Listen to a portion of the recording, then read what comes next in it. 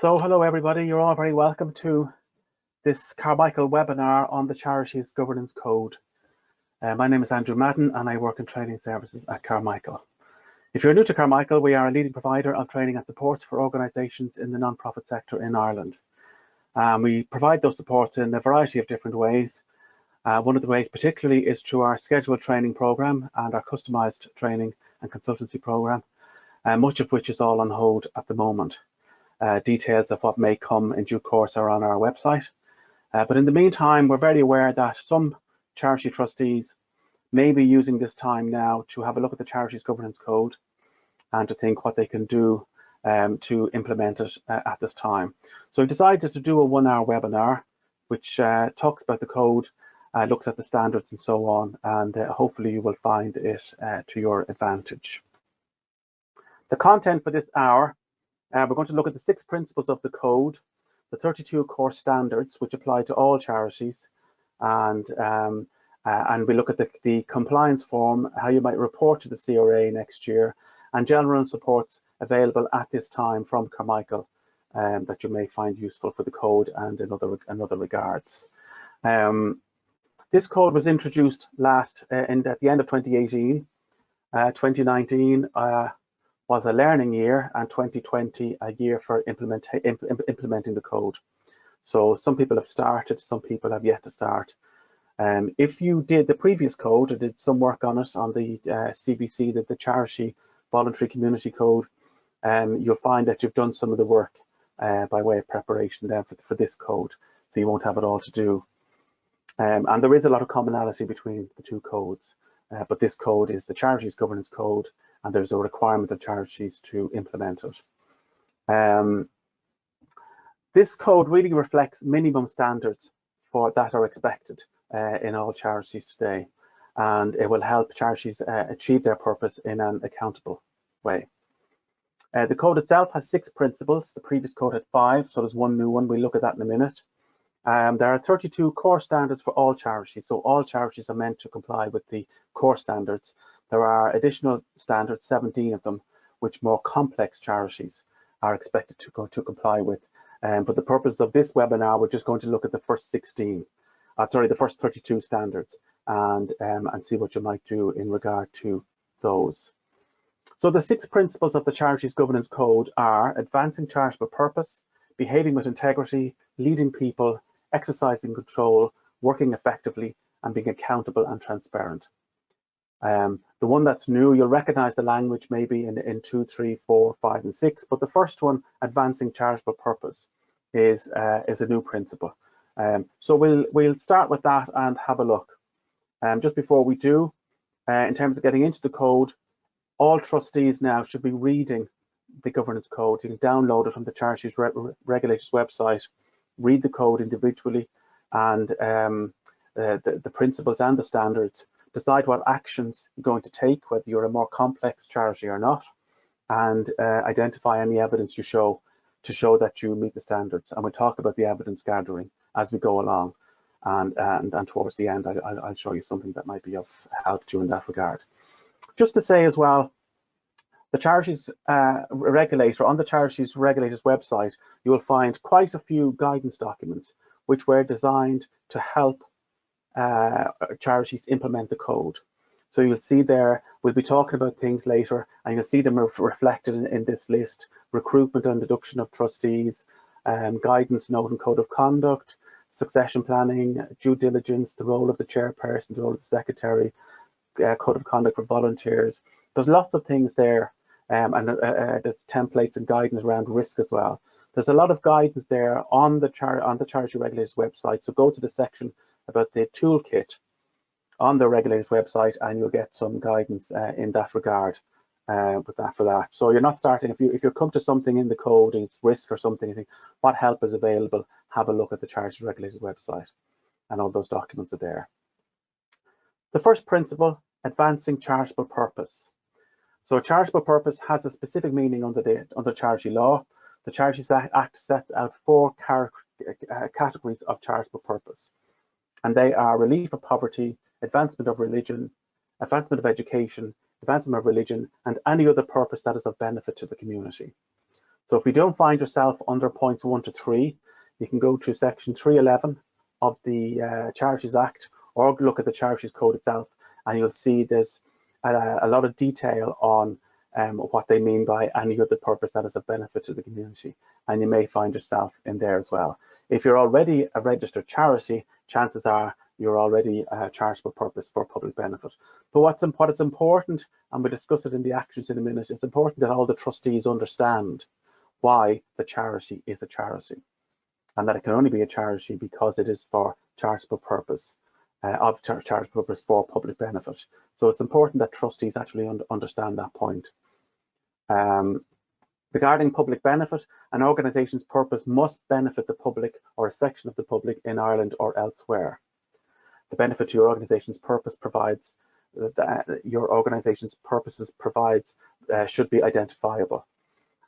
So if your non-profit, your charity is set up for the benefit of one person, so a fundraiser for somebody who needs medical treatment, for example, that is not a charity and cannot be a charity.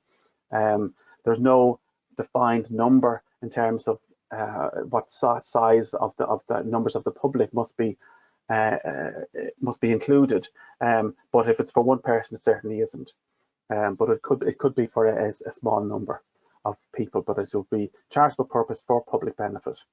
So the actions that the trustees must take in order to give effect to these principles are these. There are 1.1 to 1.5. We'll have a look at them. We'll read through them, and then we'll talk about 1 or 2 points. So everyone must be clear about the charity's purpose and be able to explain it. Consider if private benefit arises, and if so, is it reasonable? Agree achievable plan for at least the next year. Make sure your charity has the resources it needs to do the activities, and review what you were doing to ensure you were still in line with charitable purpose and public benefit. So what we want to have a look at, be clear about the charity's purpose and be able to explain it. It's very important that all trustees understand what the charity is about and what its purpose is, what its main objects. So in your charity's constitution, you'll have an objects clause, and it's important that all trustees know what that says and are mindful of it when they're planning, for example, for the charity and doing the work of the charity. What you want to do there really is at a board meeting, it's important that trustees have a conversation about what is the charity's purpose. When is the last time you looked at it? Does everybody agree that it is actually sets out what you're doing today as an organisation? It may have been written a long time ago. Hopefully it was reviewed in line with the Companies Act in 2014, but if it wasn't, it'd be a good time to have a look at it now. Does it actually speak to what you do now as an organisation? Consider if private benefit arises, and if so, is it reasonable? So what did they mean by private benefit? Well, if there's any private benefit to anybody involved in the organisation, you've got to make sure that it's reasonable and necessary. So for example, if you've got a member of staff or more than one member of staff and they're being paid a salary, that constitutes private benefit. But you need to be able to look at that, make sure it's reasonable, make sure it's appropriate in line with other salaries to other people, people doing similar work in the sector, and obviously make the case that, or be happy for yourself as trustees that you need to pay this person to do this work in order for the charity to be able to realise its objectives. It's very important. It comes up under conflict of interest later on as well, but it's very important to make sure that there's no private benefit arising to the trustees, because that would be inappropriate. So whether it's in the form of money or contracts or anything else, make sure everybody's aware that that shouldn't be happening. 1.3, agree an achievable plan for at least a year. So most organisations will be working to a plan, as opposed to being buffeted by events as they come along. And so you would plan. In a very small organisation, you might be saying to yourself, where do we want to be in a year's time? And what do we need to do to get there? What resources do we need? What work needs to be done, and so on. Many organisations would have a strategic plan, which is really looking at where do we want to be in 3 years' time, and if you know, and again, what do you need to do to get there?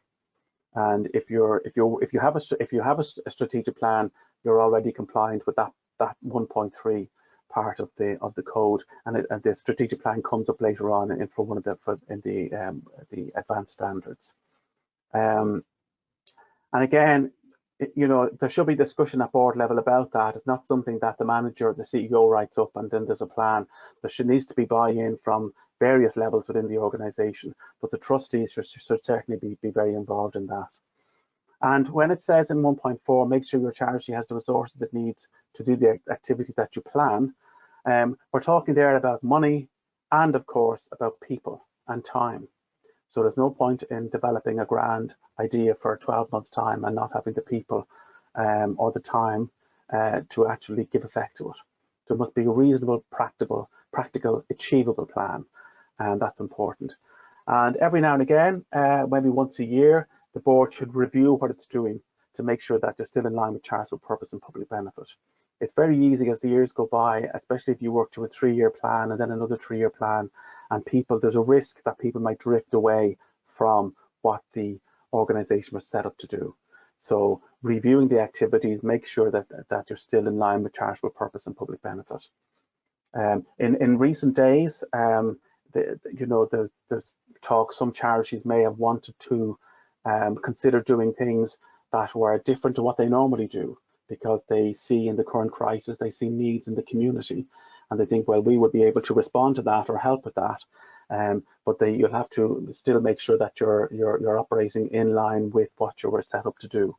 The Charities Regulator has issued some guidance on that in the last few days, so you can have a look at their website. So in terms of advancing charitable purpose, they're the standards. Some of them you see involve conversations. So be clear about your charitable purpose and be able to explain it. That's a conversation, as we said, for the board to have and make sure everybody understands what the charity is about and why it is a charity.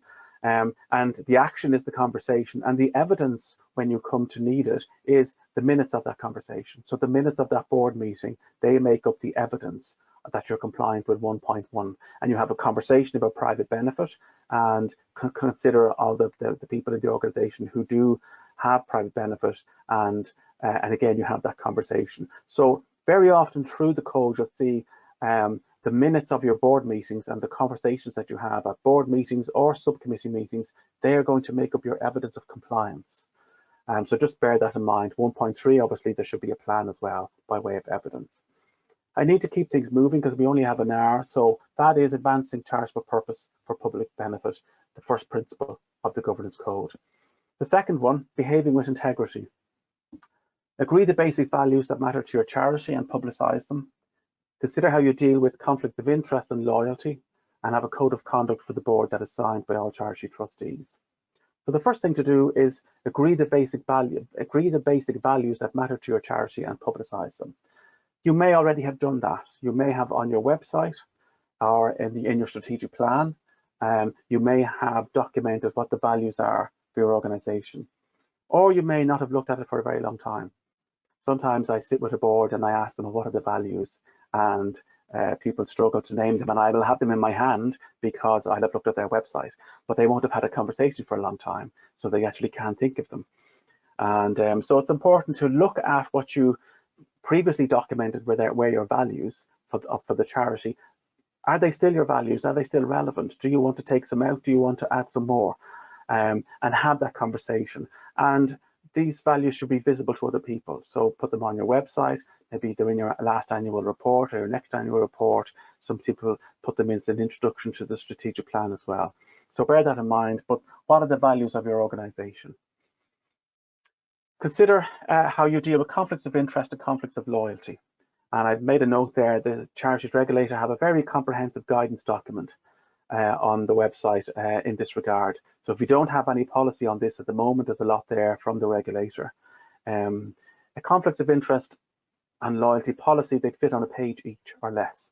So don't overcomplicate it, keep it very simple. So particularly, we're looking here at conflicts of interest for the board. A conflict of interest, maybe there's somebody sitting on the board and they have an interest in another organisation nearby, another local organisation maybe, and there's a conflict of interest comes up in discussion about applying for a grant, or they might be in competition with each other or something. So it's a conflict of interest, conflict of loyalty, and there could be a lot of crossover between them. Another issue regarding conflict of interest is there an item on the agenda where there may be the potential for some financial benefit to a trustee as a result of something that's coming up. So, for example, you want to get an extension built to the community centre, and there's $100,000 contract on the table, and one of the trustees knows the builder that might be submitting a tender. So how is that managed? And it's very important. I could be a new trustee, so if nobody's explained any of this to me, then I'm not going to know what the process is. Now there are, as I say, the guidance, the regulator has a guidance document, but you want to have a one-page explainer for trustees. What do you mean by conflict of interest, conflict of loyalty, where, as I said, there might be an issue regarding somebody arguing the case for something and they're actually thinking it would benefit another organisation they're involved in rather than the one that they're involved in with you. So a one-pager explaining what conflicts of interest and loyalties are and what the process is for dealing with them. Very often it comes up at the beginning of a board meeting where you ask, does anybody want to declare a conflict of interest based on the agenda and things that people know are actually coming up for discussion? And if so, then they follow the policy. And a policy might be that when that issue comes up for discussion, that person leaves the room and they're absent for the discussion and the vote. And very important that all of that was recorded in the minutes and maybe in a separate conflict of interest handbook. So that's very, very important. A code of conduct for board for the board that is signed by all charity trustees. So this is something else that you would give trustees. There is a sample code of conduct and some guidance on the regulator's website in that toolkit that I referred to at the start. And but again, as a new trustee, imagine we're all new and I think, well, what would you be explaining to me? I'm expected to attend meetings regularly. I'm expected to let somebody know if I can't attend, but I should do my best to attend all meetings and subcommittee meetings, and I'm expected to participate, expected to do work in between, expected to read documents and come to meetings prepared and not do anything that brings the organisation into disrepute is very important. There are other things to be considered, and they're in the guidance document on the regulator's website. And again, it will fit on a page or two at max, and have that signed when a new trustee joins the board. Get them to sign it, and there's a record then that they've been informed about the code of conduct and what's expected of them. So there are some in the first standard there, 2.1.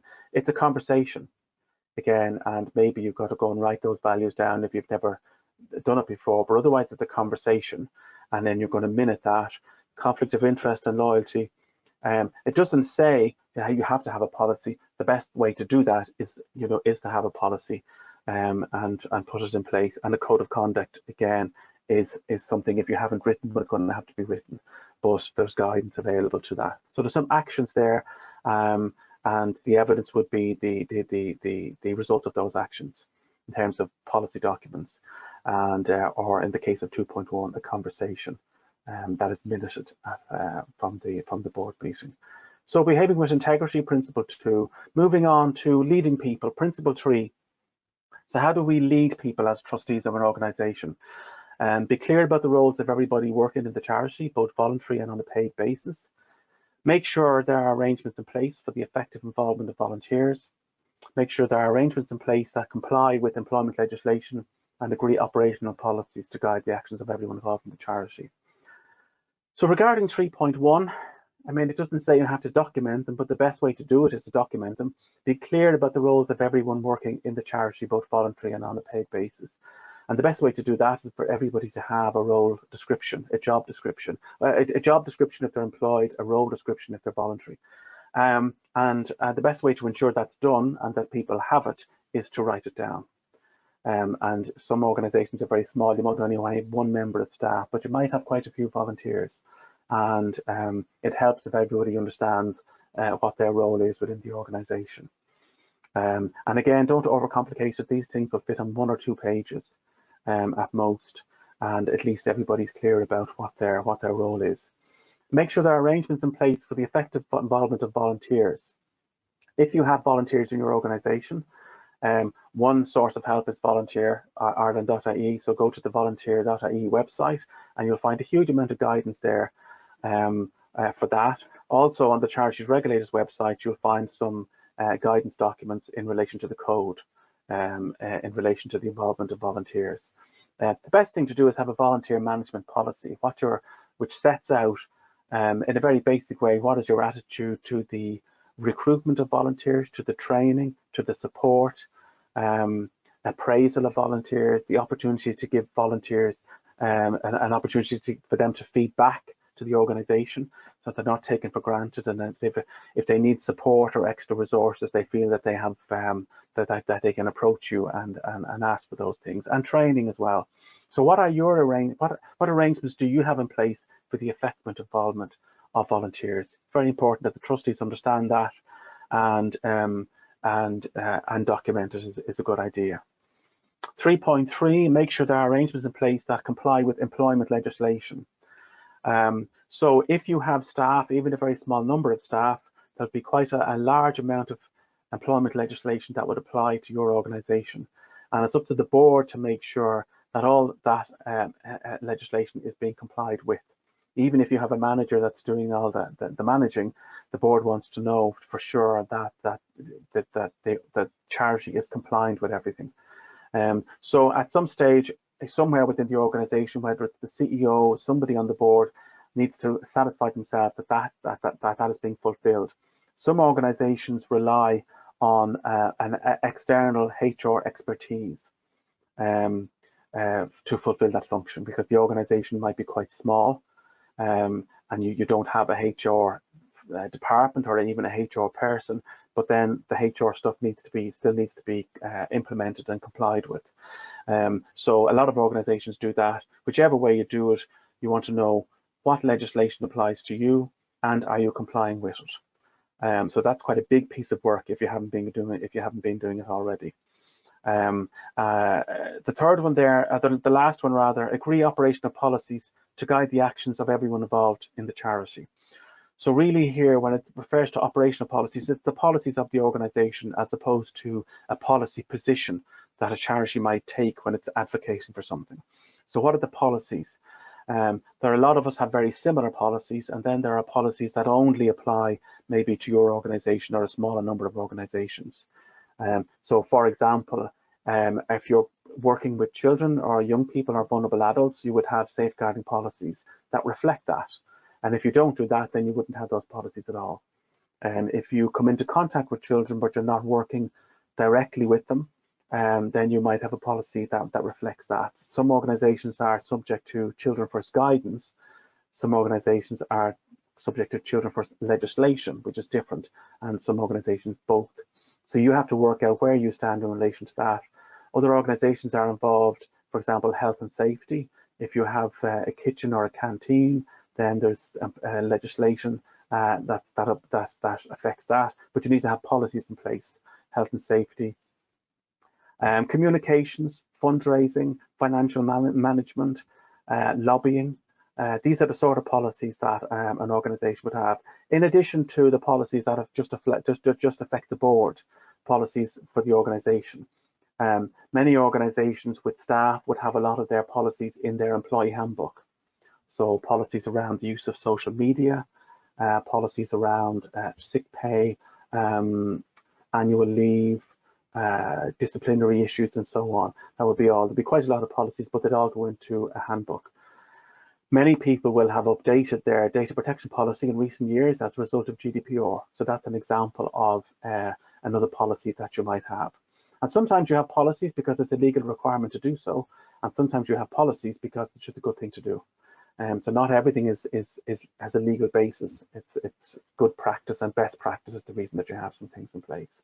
So when it comes to leading the organisation, there's a lot of actions as opposed to just discussions. There's a lot of actions that need to be carried out there. So there's a lot of work there. The fourth principle, exercising control. Decide if your charity's legal form and governing document are fit for purpose. Find out the laws and regulations that apply to your charity. If your charity raises funds from the public, see the CRA guidance document. Make sure you have financial controls in place. Identify risk and how you manage them, and make sure your charity has appropriate insurance cover. So 4.1, decide if your charity's current legal form and governing document are fit for purpose. It's amazing the number of people who are on the board of a charity and they've never looked at the constitution. So that would be hugely inappropriate. So every trustee should be aware of what's in the constitution and should have a copy, and new trustees should be given a copy when they join the board. But it's very important that everybody understands that we are a charity and we're also a CLG, or we're neither, or we're both. So if you're doing the code, you're probably a charity. The conversation, the first thing is to make sure everybody understands what is the status of the organization, and pay particular attention to that if you are a registered charity, but you're not a company. So have a conversation about why you might not be a company. I'm not saying you should be, that's your decision, but the trustees may be vulnerable if the charity is not incorporated as a company. So there's things to think about there and consider. So that's a very important issue regarding 4.1. We sort of covered a bit of 4.2 when we were looking at policies, but you need to know what are all the laws and regulations that apply to your charity. And we don't provide a list because every charity is different. You could be working with children, you could be working with animals, you could have food, you could have a bar in your community centre. I've encountered that before. And so there's lots of different laws and regulations that apply. You need to find out which ones apply to your charity and be happy and put a process in place to ensure that you're aware of compliance on a regular basis. And that process might be that it's in the CEO's report, for example, if you have a manager or a CEO, that in their report, either monthly or quarterly, that there's details of all the regulations and a confirmation that everything is being complied with. And then it keeps it fresh on the agenda and in the minds of people who are at the board meetings. Not all charities fundraise in the public, but if you do, there are standards and guidance that you should be aware of and adhere to, and you'll find details of all of that on the Charities Regulators website. Very important, make sure you have appropriate financial controls to manage money and other assets. So it doesn't really matter how small your organization is, chances are there's money involved, and you've got some money coming in and money going out, and it's very important to have processes in place to manage that money properly.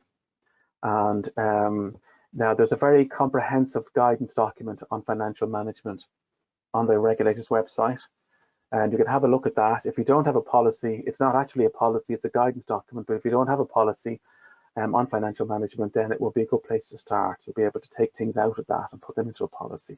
But you need to consider how money is spent, how it's accounted for.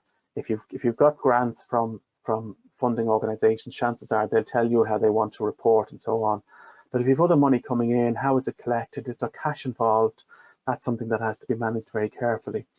And as a board, you may well be one step or two steps removed from all of that, but you want to be sure that everything is going well. So what is being reported to you at a board meeting? You might be getting a financial report, or income and expenditure, or management accounts, and you're looking at these, and you want to be satisfied that you can understand them, and that you're satisfied with what you're being told is accurate. You may have an audit and finance subcommittee for your board. Not all charities do, but many do, and many of that a more detailed oversight would take place at a subcommittee meeting, and which is probably chaired by a treasurer, and then the treasurer might lead that process at the board meeting. But as trustees, we can't leave it to the treasurer. We share responsibility with the treasurer for the financial oversight of the organisation. So have a think about what you're doing in that regard at the moment, and what more you might need to do. For example, can your manager spend any money at all in between board meetings? If they've got a limit in place, are two people needed to sign checks or to sign off on electronic bank transfers, whatever way it's done. If you need guidance on that, have a look at the very comprehensive guidance document on the regulator's website. 4.5, identify risks and how you manage them. Well, I think after the recent events we've had around the coronavirus, we'll all be going back to our risk registers and our risk management documents and seeing was there anything more we needed to do to enhance our management of risk for our charity. There are very good guidance documents on the regulator's website. There's a guidance document and there is a sample risk register. So the important thing to consider, very often when I'm doing a workshop and we talk about risk, everybody talks about fraud and not having enough money and finance. And indeed, financial risks are important, but they're not the only risk. So you need to consider governance risks, for example. Do you have a board that maybe people don't know what they're doing? Maybe they're focused on operational things and not governance things. And maybe they haven't had a training session in a long time and they don't understand the difference. That would be a problem.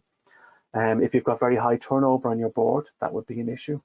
Or you have the same people there for the last 20 years and the same people being very active and the same people just attending meetings occasionally and saying yes or saying no. So that would be a governance risk as well. So that's one of the risks to have a look at how you, in terms of how your board is functioning. Compliance risks, which we sort of touched on earlier. So you need to, where your organization is not compliant with legislation or regulation or guidance that affects the organization. So that would be a risk. Strategic risk could be anything that really gets in the way of your charity realizing its strategic objectives. And it may be something like, the coronavirus, or it may be a financial issue, maybe that grant that you applied for didn't come true. Or the fundraising hasn't gone as well as you thought it did. So there's lots of things, or a key member of staff leaves. There's lots of things that could get in the way of a strategic risk. Operational risk, maybe you've only got one member of staff and you get very short notice that person is unavailable for health reasons maybe, and they won't be around for the next 3 months. A very small organization with a very small number of staff or one member of staff, that's a risk that needs to be identified. How would you manage if that person wasn't available at short notice? That's what you have to think about. Can you still deliver all or any of your service as a charity? There are other risks, so you need to think about, have a look at the guidance document, and you can write them up in a very simple spreadsheet. And you really want to be able to list them and then think on a scale of 1 to 5, what's the chances of that happening, and rate it on a scale of 1 to 5. And then if it were to happen, what would be the impact on a scale of 1 to 5? And you multiply your figures and you have a risk rating. And then you can see what's very high, what's up in the high 20s, and what's very low. And then what can you do regarding those risks? Do you train your trustees? Do you put better financial management in place? What are the things that you can do to lessen those risks? And some risks just have to be accepted. You can't do everything about everything that might happen, but what can you, identify the difference? What can you do, and make sure everybody understands what is to be done in the event of, for example, your building being unavailable. In a crisis like this, or the very bad weather we had a couple of years ago, most people know that most people are not in work or they're working from home. But if something just happens to your building and you come to work and you've no gas or electricity, the place is flooded, and you do Meals on Wheels and you have 50 people expecting lunch in 3 hours time, what's the plan? Because that can't wait. And that has, so risk is very important. It's not just for large organizations, it's for small organizations too, but keep it proportionate and relevant to your organization. 4.6, make sure your charity has appropriate insurance cover in place. So that's a conversation to be had. It's amazing, again, the number of trustees would have no idea what insurance would be in place for the organization. So trustees should know. If you don't know, have that conversation. And do remember, all conversations regarding any of these things, minute them, and then they are evidence of at least the discussion having taken place. In some cases, then the production of a policy or a risk register will be further evidence of compliance with the code. But don't forget to document your conversations. We'll move on now to the fifth principle, and there's a lot in this one, and it deals with working effectively as a board. So there's 2 pages on this particular principle. The first one, identify charity trustees with relevant skills, hold regular board meetings, make sure you have agendas, make sure trustees have facts to make informed decisions, and consider term limits for trustees. So the first one, identify charity trustees with relevant skills. So the first thing you might do if you haven't done it before is have a look around the board room table, have a look at the trustees that you have, and do an assessment of what skills are already available. Because you don't know what gaps you have if you don't know what skills are around you, so have an understanding of, do we have legal expertise, do we have HR expertise, do we have fundraising, do we have safeguarding, what expertise do you have around the table, and what are you missing that would be relevant to your charity? So have that conversation, because if you decide we've only 3 or 5 trustees and we need more, well, you don't just want anyone who's available. You want to think, well, what do we need? What do we need somebody to bring to the table in terms of expertise that's lacking? So when you are looking at new trustees, make sure they have the relevant skills necessary to fill the gaps that you might have. Holding regular board meetings. Different organizations have different board meetings. Some boards meet every month, some every 2 months. It's important that, it says give notice and provide agendas. One way to enhance the chances of good attendance is to agree the board meetings for the next year. So when you get to November or December, you're having your board meeting, put your board meetings for the following year in the diary and get everyone to do the same. These are the meetings. So people will hopefully see them as a commitment, and you'll enhance the chances of everybody turning up to all or most of the meetings. Very important that you provide agendas, and that would include reporting on activities, review the finances, and that issue regarding conflicts of interest of loyalties, and that we mentioned quite early on. And I'll say on this as well that the paperwork then, maybe the CEO's report, any policies that are up for review, any reports from subcommittees, any reports from around management accounts, all this stuff should be sent out in advance and not provided on the night. So a few days notice, so people have time to read and prepare, because you want people giving considered responses to the things that are coming up on the agenda. Make sure trustees have the facts to make informed decisions and record them accurately in the minutes. So it's very important if trustees, say for example, you've got a tricky HR issue has come up. HR, it's one of the things that has to be treated very well and very carefully and rightly, especially if there's a problem. And if the trustees feel we don't have the expertise around the table to deal with this, we need some advice about how we respond, go outside and get the advice. So trustees must have the information that need to make informed decisions, and record all decisions in the minutes. I just on minutes, I will just say that there is very good guidance document also on the regulator's website regarding minutes, and there's templates and the sort of things that should be included and so on. So if you haven't looked at those, have a look at them. The last point there, consider term limits for trustees. It does say 9 years, and it does also say consider. So it's not like you can't be a trustee for any longer than 9 years.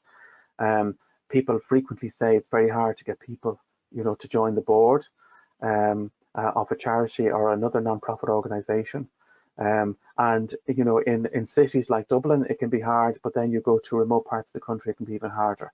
So if you've got a great trustee and they're coming to the end of the 9th year and you don't want to lose them, that's very understandable. So people can stay on if you absolutely can't replace them. But really, the key point here is to have good turnover, not to have 10 people sitting around a table for 10 years, 20 years.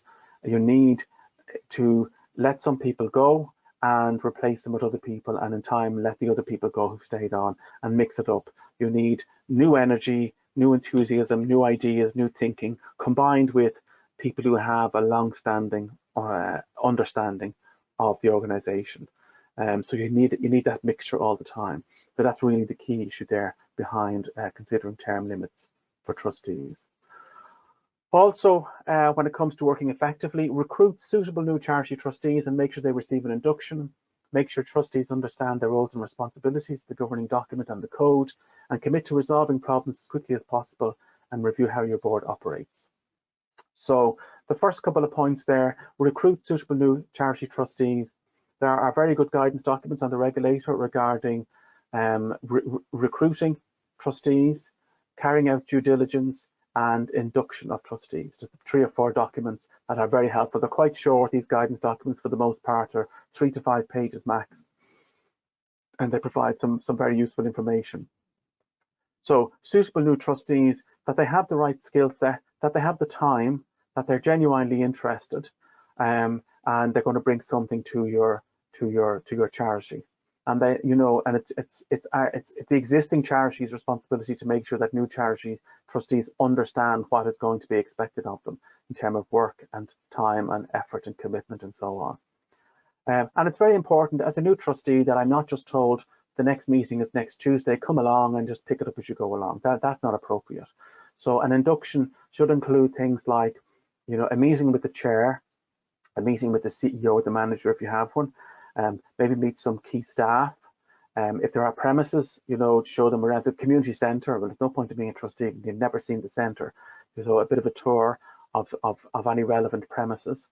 And then some documentation. So maybe obviously the constitution is very important, that I'm given a copy of that.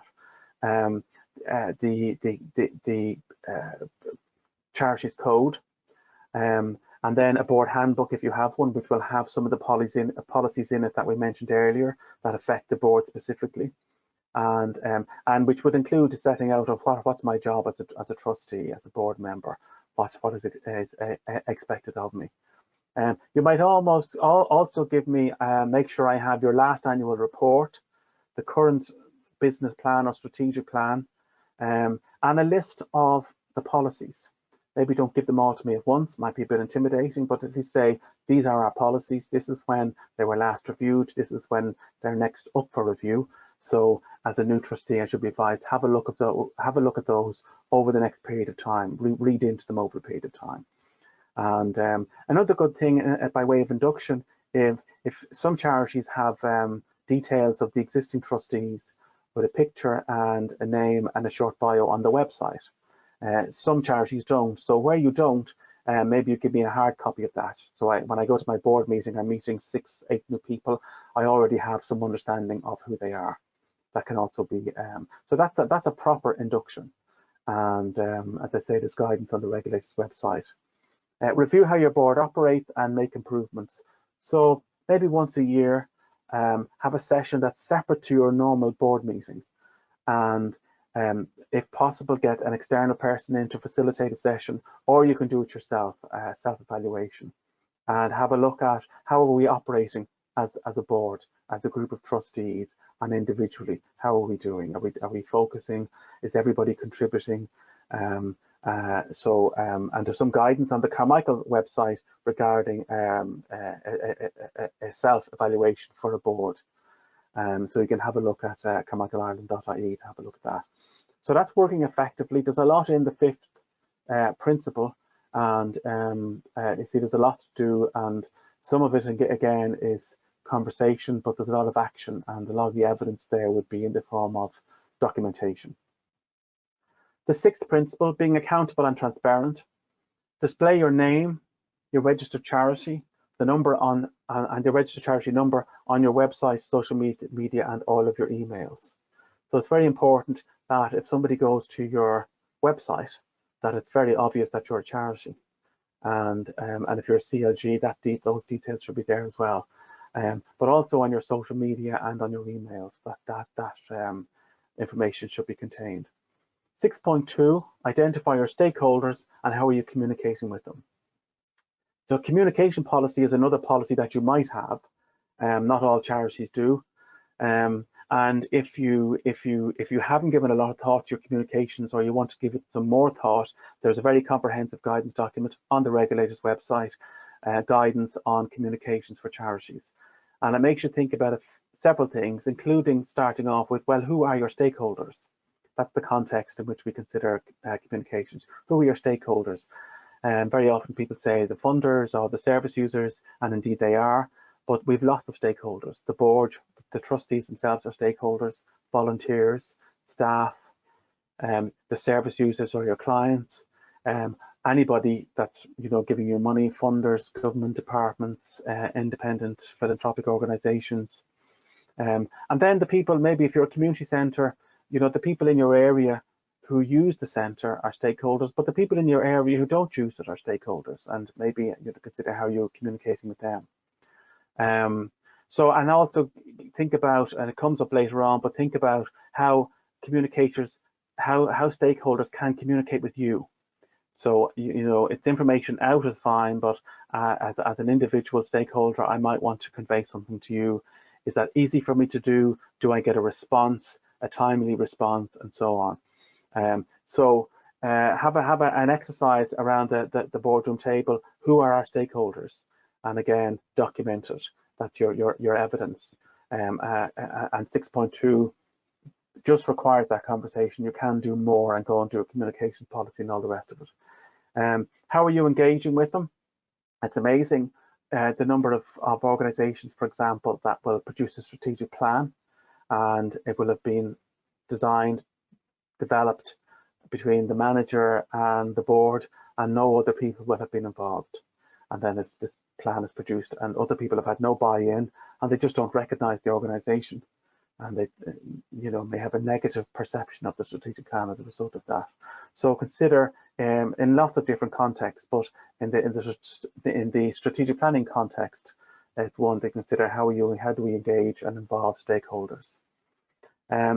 Make sure that you have procedures for dealing with queries, comments, and complaints. So again, stakeholders may want to get some feedback back to you. How are you managing that? And is it easy for them to do? 6.5, follow the reporting requirements of all of your funders. I always say this is easy insofar as they'll tell you what to do. Usually, most people who are getting funding from a government department or a statutory body, they're usually very clear how they want you to report to them.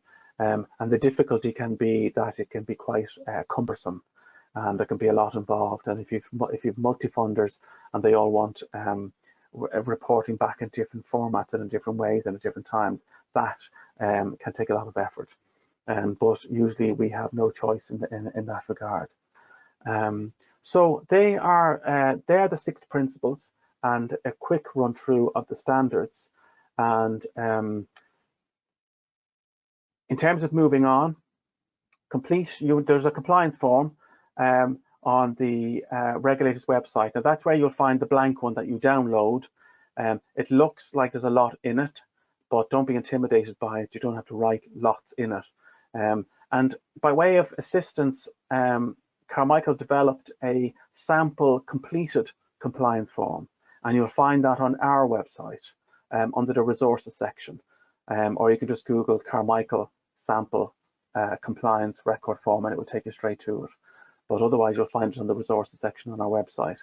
And we developed that so that you could see what do they mean when they say what are the actions and where's the evidence. So you might be struggling with 4.3 and you look at ours and it'll give you some idea. It's proved very popular, people like it, so that's there if you're interested. You will be reporting in 2020, so far that's the timetable, to the regulator, and you fill in that form and you fill in a new one every year. The compliance form, as I said, it requires you to fill in the actions and the evidence. So I've got a couple of samples here just that you could have a look at. And so you'll see 3.3, make sure there are arrangements in place that comply with employment legislation for all paid staff, including, etc. So the actions, as an example here, all of these arrangements and requirements are captured in the employee handbook, which every staff member receives on appointment, etc. At least every 3 years, we review our policies in our handbook. A reviewed and updated handbook is approved by the board, and the updated handbook is circulated to all staff.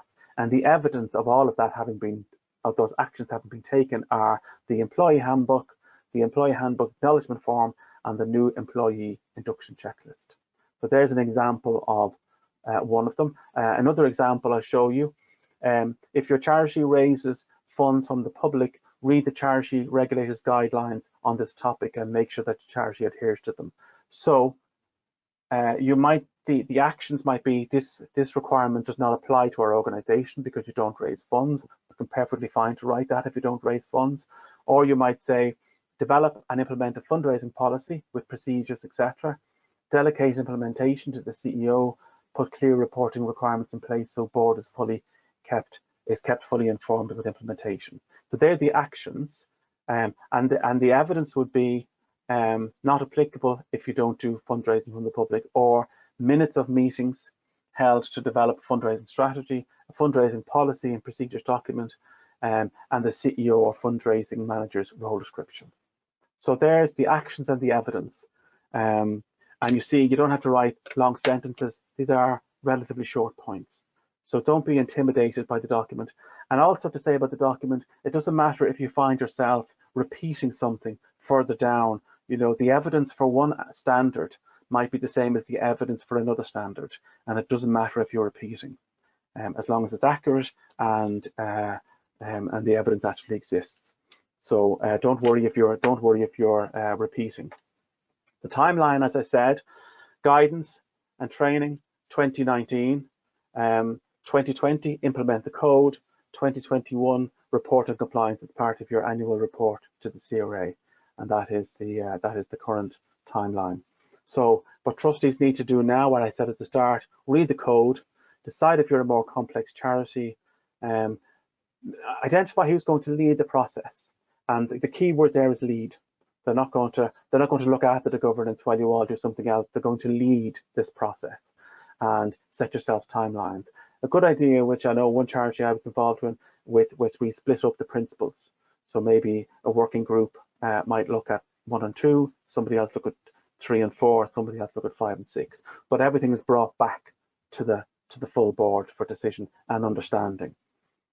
And I just want to mention some other support that are available from Carmichael at this time.